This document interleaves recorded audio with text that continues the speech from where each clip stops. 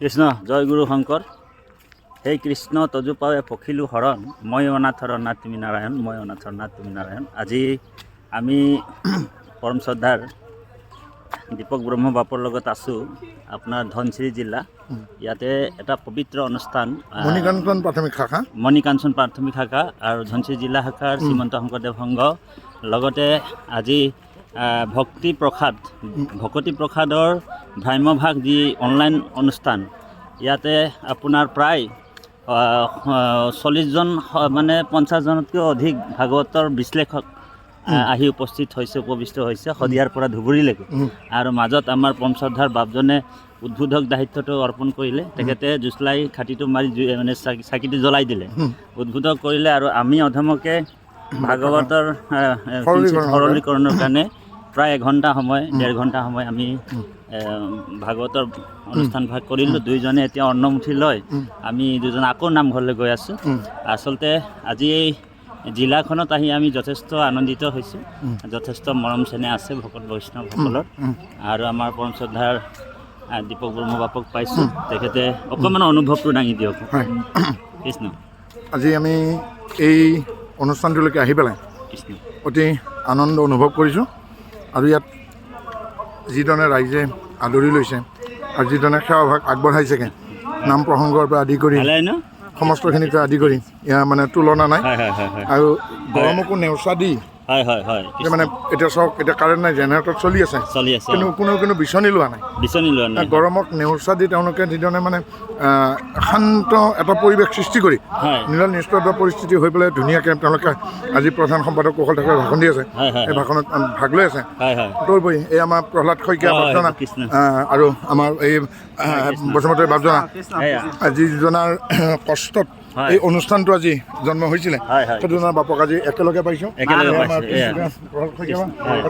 আমাৰ বসুমতী বাপজনা এই দুয়োগৰাকী মহান অনুভৱৰ আজি কষ্টত এই অনুষ্ঠানটো আজি থিয় দিছেগৈ।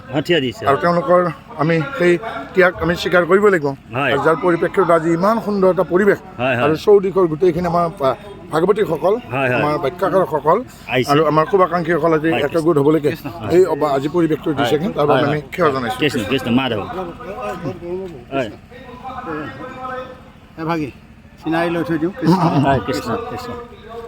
মানে বাপ সমস্যাই আমাৰ এতিয়া ধৰি লওক যুগ এতিয়া 5টা হৈছে, সত্যত এটা দাপৰ কলিয়াৰ ফটো যুগ। গতিকে ফটো যুগত আমি এতিয়া ফটো মাৰিছোঁ, বাবে ফটো মাৰিছে। কৃষ্ণ কৃষ্ণ। আমাৰ দীপক বৰ্ম বাপ কৃষ্ণ। ট্ৰেইনত গৈ আছোঁ আমি স্বৰূপ, আমি বোকাজানৰ পৰা আমি সৰপথাৰ ষ্টেচনত উঠিলোঁ। আৰু আমাৰ আজি বাপু যোৰহাট ফালে গৈ আছে, কালি তেখেতৰ প্ৰগ্ৰেম আছে আৰু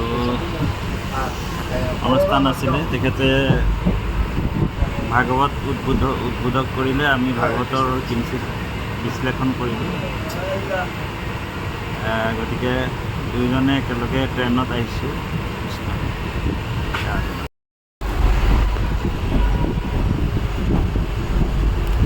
বলিষ্ঠ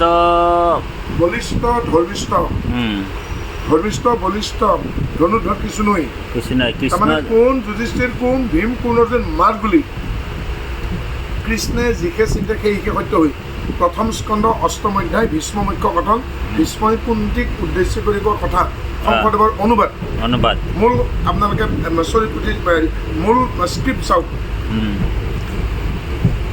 গতিকে কৃষ্ণ যিবা কৰে সেইটোহে সত্য হৈ, গতিকে সেই সত্যটোক আমি স্বীকাৰ কৰিব। আমি বৰ্তমান ফৰকাটিং জংচনত দুইজনে আছোঁ, বৈষ্ণৱ কৰ্মবাস, আৰু দুইজনে ইয়াত বেগ লৈছোঁ। তেখেতো যোৰহাট আহিছে, আমিও ইণ্টাৰচিটিত আহি আছোঁ। আলিপুৰদুৱাৰ মৰিয়নি ইণ্টাৰচিটি। এই ইণ্টাৰচিটিটোতে আমাৰ মানে আলিপুৰ ৱেষ্ট বেংগল যায় আৰু এতিয়া আমি যোৰহাট অভিমুখী হৈছে। গতিকে আজি প্ৰগ্ৰেমটো অনুষ্ঠানটো বহুতেই ভাল। ৰাইজে খেতি কৰি আছে, চাওক ধুনীয়া শস্য মৎস্য দ্বাদশ খণ্ড ভাগৱতত আছে শস্য মস্ত নষ্ট হৈব গলিত বুলি কৈছে, কিন্তু এতিয়া শস্য মস্ত বেছিয়ে হৈছে। হয় সেইটো মানে সাৰৰ ব্যৱহাৰৰ কাৰণে বেছি হৈছে বেছি হৈছে আৰু যে প্ৰকৃতিৰ ওপৰত অত্যাচাৰ কৰা হৈছে, অত্যাচাৰ যাৰ পৰিৱৰ্তে আমি খাদ্যৰ পৰিৱৰ্তে আমি অখাদ্য খাই আছোঁ। খাদ্য খাই আৰু আজি বিভিন্ন ধৰণৰ বিকলাংগৰ চিকাৰ হৈছে, বিভিন্ন যে আজি শাৰীৰিক বিকৃতি দেখা গৈছে আৰু এই বহুত পুৰুষ নাৰীৰ গাত ক্লিবতা আহি গৈছে, বিভিন্ন ধৰণৰ বেমাৰৰ উপসৰ্গ দেখা দিছে একমাত্ৰ আমাৰ এই ৰাসায়নিক সাৰৰ বাবে। আমাৰ এই মৰমৰ আমাৰ মাতৃস্বৰূপ এই পৃথিৱীখনত ইমান শস্য শ্যামলা উৰ্বৰা, চাওক প্ৰাকৃতিকভাৱে যেতিয়া পচোৱা বতাহ হ'লে গছৰ শুকান পাতবোৰ সৰি যায় আৰু মাটিত পৰে, আৰু যেতিয়া বৰষুণ আহে বৰষুণে সেই শুকান পচা জাবৰ পাত আনি পেলাই পথাৰত পেলাই দিয়ে, অৰ্থাৎ প্ৰকৃতি নিজেই তেওঁৰ বুকু সাৰুৱা কৰি আছে। গুৰুজনাৰ যিসমূহ অৱদান বিজ্ঞানযুক্ত হৈ আছে, অবিজ্ঞানসন্মত অন্ধবিশ্বাসযুক্ত কিন্তু কোনো কথা নাই।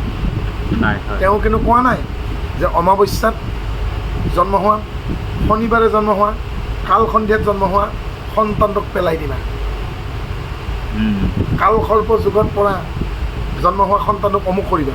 তেওঁ কিন্তু কোৱা নাই যে ছোৱালীক পঢ়া শুনা নকৰাবা, ছোৱালীৰ বিদ্যা শিক্ষাৰ অধিকাৰ নাই, নাৰীসকলে মহিলাসকলে নামঘৰত নোসোমাব, এনেকুৱা কথা কিন্তু শংকৰদেৱে কৈ যোৱা নাই।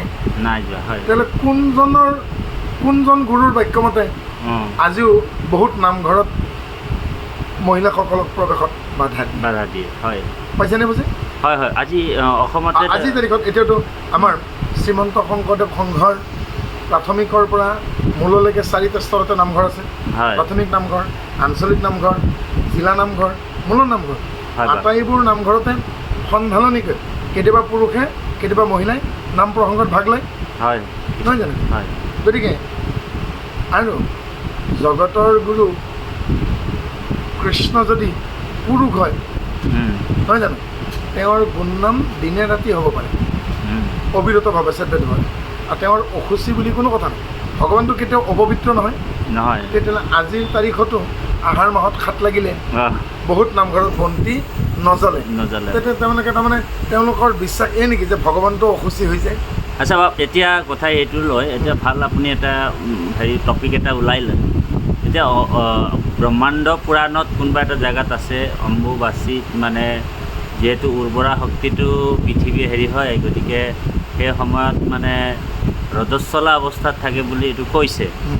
আৰু বহুত ব্যাখ্যাকাৰকো এতিয়া এইবিলাক এনেকুৱা মতভেদ কৰি সমাজক এখন মানে এটা বিভ্ৰান্তিৰ সৃষ্টি কৰি একশৰণ হৰিনাম ধৰ্ম বা যি এক ঈশ্বৰবাদ, মানে সেই এক ঈশ্বৰবাদে যিসকল মানে গুৰুজনাৰ লিখনিটো আমি পোৱা নাই যে ক'ৰবাত আমাৰ অম্বুবাচী হ'লে বা ক'ৰবাত হ'লে তুমি বন্তিটো জ্বলাব নোৱাৰিবা। ইয়াৰ আপুনি বিজ্ঞানসন্মত আৰু আধ্যাত্মিক দৰ্শনৰ দুইটাৰ বিষয়ে আপুনি অকণমান ক'ব লাগিব। তাৰমানে এইটো বৰ ডাঙৰ টপিক। একশৰণ হৰিনাম ধৰ্মত আমাৰ শাস্ত্ৰ হ'ল দুখন, আমাৰ প্ৰামাণিক শাস্ত্ৰ, গীতা আৰু ভাগৱত। গীতা হ'ল বেদান্তৰ সাৰ আৰু ভাগৱত হ'ল পুৰাণৰ সূৰ্য শাস্ত্ৰ। আমাৰ কাৰণে পাথেয় হ'ল গীতা আৰু ভাগৱতী। গীতাৰ পৰা একশৰণ তত্ত্ব আনিছে গুৰুজনাই দেই, আৰু ভাগৱতৰ পৰা আৰু পদ্মপুৰাণৰ পৰা নাম আনিছে স্বৰ্গখণ্ডৰ পৰা। তাৰ বাদে ব্ৰহ্মাণ্ড পুৰাণ মতে আমি চলিব লাগে বুলি আমাৰ একশৰণত ক'তো উল্লেখ নাই, ক'তো উল্লেখ নাই। এতিয়া চাওক, সূৰ্য পুৰাণ, স্কন্দ পুৰাণ, বিষ্ণু পুৰাণ, হৰি পুৰাণ, মাৰ্কণ্ড পুৰাণ, কুৰ্ম পুৰাণ, 18খন পুৰাণ নাই জানো? এই পুৰাণসমূহৰ কোনোখনৰ লগত কোনোখনো নিমিলে। অগ্নি পুৰাণত অগ্নিকেই শ্ৰেষ্ঠ দেৱতা বুলি কৈছে, আকৌ সূৰ্য পুৰাণত কৈছে সূৰ্যহে শ্ৰেষ্ঠ, নহয় জানো? স্কন্দ পুৰাণত কাৰ্তিকৰ কথা কোৱা হৈছে। আৰু এনেকুৱাকৈ কাকো কিন্তু আৰু ব্ৰহ্মদ্য বেবদ্য পুৰাণতো আৰু ভেজা আৰু বহুত ভেজা। তাৰপৰা উপপুৰাণ আছে। এই বিভিন্ন জঞ্জালত সোমাম নে আমি সিদ্ধান্তত আহিম দেই। আৰু এক মিনিট দেই।